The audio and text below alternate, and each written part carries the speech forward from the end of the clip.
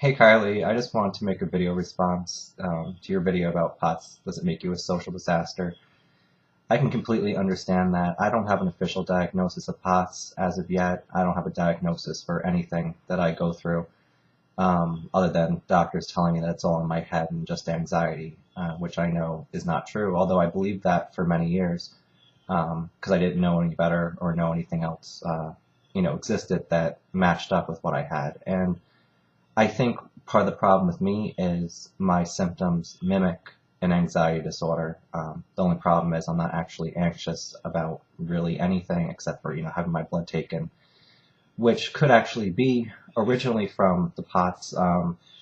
I had an experience where I had my blood taken when I was 18 years old, and I was very hot out that day, and I probably didn't drink a lot of fluids, although I remember drinking like a soda, but that had caffeine in it back then, because I don't drink caffeine, products anymore. And they took my blood, and I went up to go pay the bill at the doctor's place, and I completely got weird, and I passed out for the first time, and it scared me so badly that I developed a phobia of blood, and more so a phobia of fainting. And I have fainted a couple times, not much, thankfully, but I also don't push myself enough where I could pass out because it scares me so bad. So as far as the social thing, yeah, I have no friends except for online, and the reason for that is it's very hard to explain to people that I can't make plans. I can't say, hey, next Thursday at 5 o'clock we'll meet up. It's impossible. I don't know how I'm going to feel next Thursday at 5 o'clock. I don't know how I'm going to feel in 3 hours from now. So it makes it difficult. It's difficult for people to even come over to my apartment because when my body acts up, I can get very nauseated. I can vomit and everything. And although I could just go to the bathroom and throw up and then pull myself together and then, continue hanging out, people have too many questions about that, and they don't really believe that I'm actually sick. And so they think it's, all in my head like, doctors do. I was very limited with people in my life. I have my father who, him and I have never been close, and I had my mother, and then of course I have the person who's my partner that I live with. And like I said, my father and I aren't close. My mother died this year in May. She had cancer, but she ultimately died from a stroke, probably induced by the chemotherapy. And I used to complain to her a lot about stuff, but when she got sick with cancer, like she lost patience with me. I don't think she believed really that I was truly sick anyway. I think my family believes that I have a lot of mental problems, and that's my only problem. And the person that I live with, he sometimes can be supportive, but most of the time not. I don't think he understands the depth of how sick I am and what I have to go through, because he'll have a bad day at work and be tired, and he thinks it's the same thing, and it's just, it's not. This is a 24-hour-a-day thing I go through. Now, right after my mother died, within 48 hours, I was in the emergency room, and I had to have my appendix removed. So things with me kind of go in from bad to worse. And since I have no diagnosis of POTS or any dysautonomia, because I have yet to find a doctor who even knows what I'm talking about, I just kind of warned the anesthesiologist that I have this thing going on with my heart, which they already kind of knew my heart rate was high because they saw it on the monitor, and they're like, when I first got to the hospital, because I had to walk from the parking lot all the way in, plus I was in pain, my heart rate was 160, and so they hooked me to the heart monitor right away because they kind of freaked out about that. They were concerned after surgery because my heart rate laying down wasn't going below 130, and I tried to tell them this is what I've been going through for years, because I can get that heart rate laying down when it's hot outside. And that was another problem too. They had me on the fourth floor of the hospital, but there was no air conditioning, and it was kind of warm out, so the room was probably 80 degrees or close to it, and my body can't really tolerate that. So thankfully there was a fan that they had in the room, and they kind of put that on me. Before the surgery, I think they assumed that my heart rate was just the anxiety, like normal, because always nervous about having to have surgery, or he's in pain or whatever. But they found out pretty quickly after they knocked me out that it wasn't anxiety, because they said usually when they knock someone out who has anxiety, their heart rate goes down. And when they knocked me out, mine actually went up. And so they kind of monitored that. But again, there seems to be no real concern about it, just, oh, his heart's fast and everything. And if that was the only symptom, that might be okay. But I end up getting colon cramps that are so painful that I can almost pass out from the pain. I'm very limited on what I can eat now. I've put myself on different extreme diets, trying to get my body to adjust to see which foods I'm intolerant to. And now I found something that works for me, but it's very limiting, and sometimes I don't even feel like eating it anymore. But what I've done is I went completely gluten-free, not because I believe I have celiac disease, just because I noticed that when I am gluten-free, I have less, pain in my colon. So I eat a lot of rice, I eat seafood, and I eat canned vegetables. And the reason why I do canned vegetables is because people always say, well, fresh is better, or, frozen's better, and that's true. But some days I'm too sick to actually boil water and cook the stuff up. It's bad enough that I have to make the rice. So the canned food is good because it's easy. I just open it and I can eat it. And also it's high in sodium, which for me is actually helps when I have like more sodium in my diet. Other things too is like I'm so thirsty all the time, and which, because I'm drinking so much water and my body's not holding on to it, I'm constantly having to urinate, and it's just a problem. And so it's just, the whole thing's a hassle. Like when I get up at night, like there's things that people don't talk about. And I haven't said before in any of my videos that I've made about any of the things I've complained about. And I don't say it because it's kind of embarrassing, but I might as well just, say it. It's so bad that when I'm sleeping at night, I can't get up to actually go, to the bathroom to go pee. If I'm laying down for hours sleeping and I wake up, I have to literally sit on the side of my bed for 10, 15 minutes before I'm actually able to stand without breaking into a cold sweat. And by that time, I'm awake and I already have sleeping problems. So literally, I have a Gatorade bottle next to my bed, so that way I can just pee in the Gatorade bottle, kind of like when people had bedpans. And I do this because I need to get back to bed. I can't sit around for 15, 20 minutes and then be up the rest of the night, because like I said, I have sleep problems. And that's the other thing too. It's like last night, not last night, the day before, I hit one of those things, and I don't know if you get it, where I had 24 hours of not being able to sleep. And not because I wasn't tired and not because I was worried about anything. I just physically could not fall asleep. And finally I got tired and I thought, okay, good. Now I'm going to go to bed. Because like I said, I don't stay on a normal sleep pattern. No matter how hard I try, I'm unable to. So I went to bed and I woke up 4 hours later. And I felt awful and I couldn't get back to sleep. So now I've been up for 24 hours, slept 4 hours, and then I ended up staying up, I think, another 17 hours before I went to bed. And I fell asleep again, and now I've only had 6 hours of sleep. So, and for me, I'm one of those people, because I know people say all the time, oh, I run on 5 hours of sleep, I run on 6 hours of sleep. Well, that's enough for me. And that's great for them, but I need somewhere around, I feel best at 9 to 10 hours of sleep, and it sounds a lot to people, but unless I get that, I have a really hard time functioning. When I've spoken to doctors about my sleep problems, they end up saying stuff like, well, just make yourself stay up, and that way you'll stay on a normal sleep schedule. And I've tried that, and I think what they're not understanding is when I don't get sleep and I'm forcing myself to stay up, I get sick, like really sick.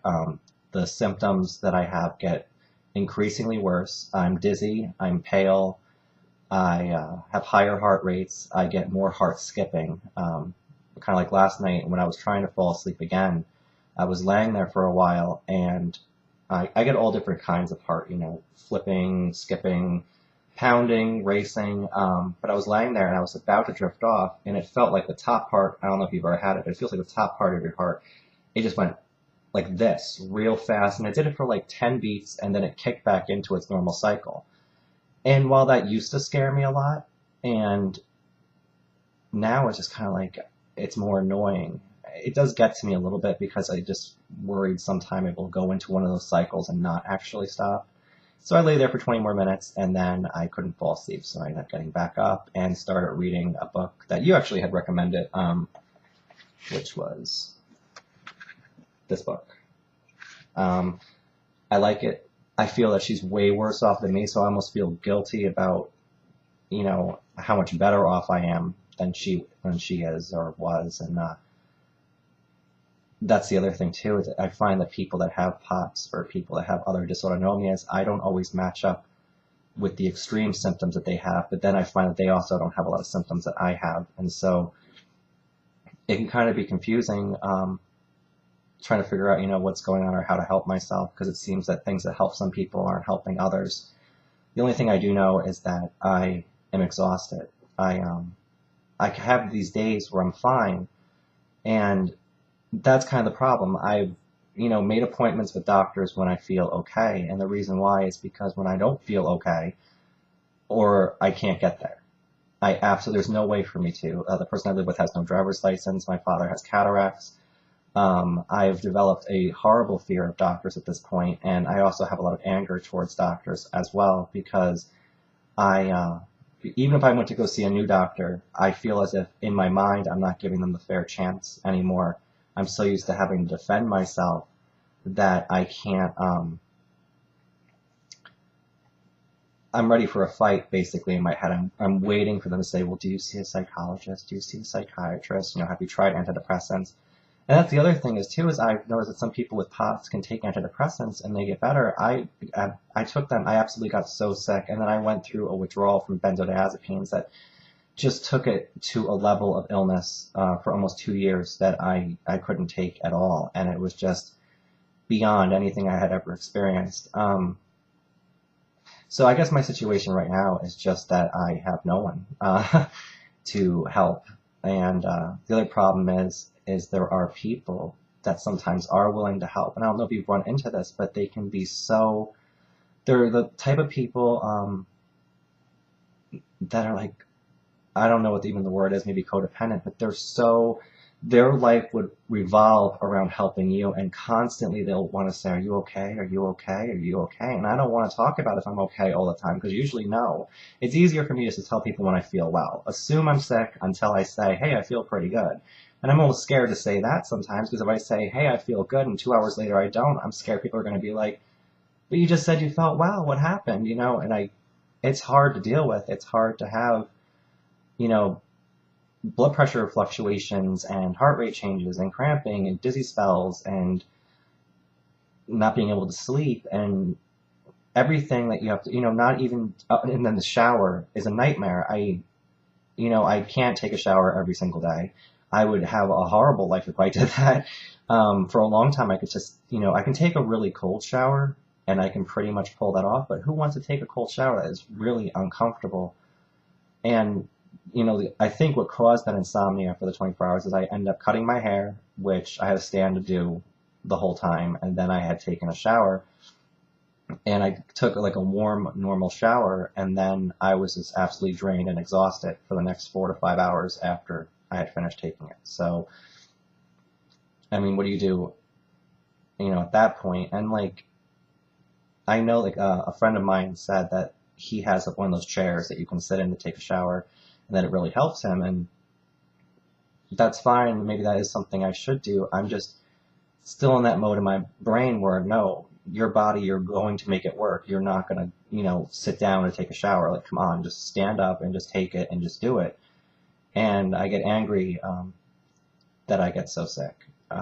One last thing, since this video got long, is just simply that I agree with you. I missed out on so many things, and I think that I have a lot to offer, and I offer what I can online to people who have been injured by medication and that have symptoms like me, because I can at least relate to them, and sometimes people feel really alone, think they're the only person that feels this way.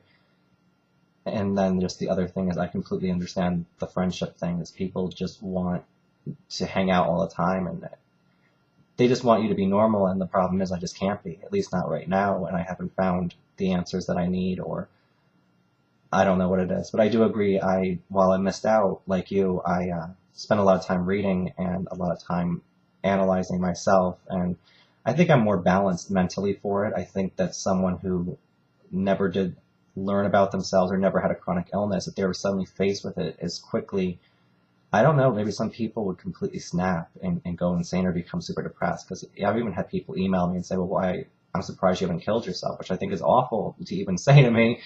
But no, I'm not that unhappy. I should be that unhappy, but I'm not that unhappy. I think maybe because I keep thinking that tomorrow or next year will be better, and maybe I'm deluding myself, but it keeps me going. So I will let you go, and thanks for the videos because I find them helpful to where I could pass out because it scares me so bad. So as far as the social thing, yeah, I have no friends except for online. And the reason for that is it's very hard to explain to people that I can't make plans. I can't say, hey, next Thursday at 5 o'clock we'll meet up. It's impossible. I don't know how I'm going to feel next Thursday at 5 o'clock. I don't know how I'm going to feel in 3 hours from now. So it makes it difficult.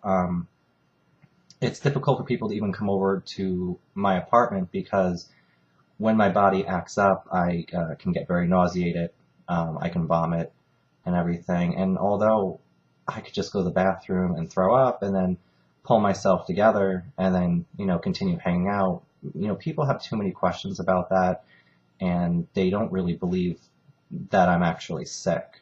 And so they think it's, all in my head like soda, but that had caffeine in it back then.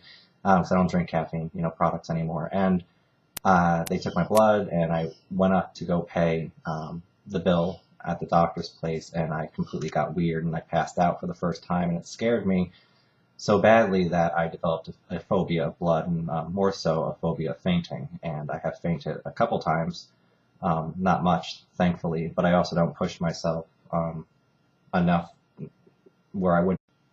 Hey Kylie, I just wanted to make a video response to your video about POTS. Does it make you a social disaster? I can completely understand that. I don't have an official diagnosis of POTS as of yet. I don't have a diagnosis for anything that I go through, other than doctors telling me that it's all in my head and just anxiety, which I know is not true, although I believed that for many years because I didn't know any better or know anything else existed that matched up with what I had. And I think part of the problem with me is my symptoms mimic an anxiety disorder. The only problem is I'm not actually anxious about really anything except for, having my blood taken, which could actually be originally from the POTS. I had an experience where I had my blood taken when I was 18 years old, and I was very hot out that day, and I probably didn't drink a lot of fluids, although I remember drinking like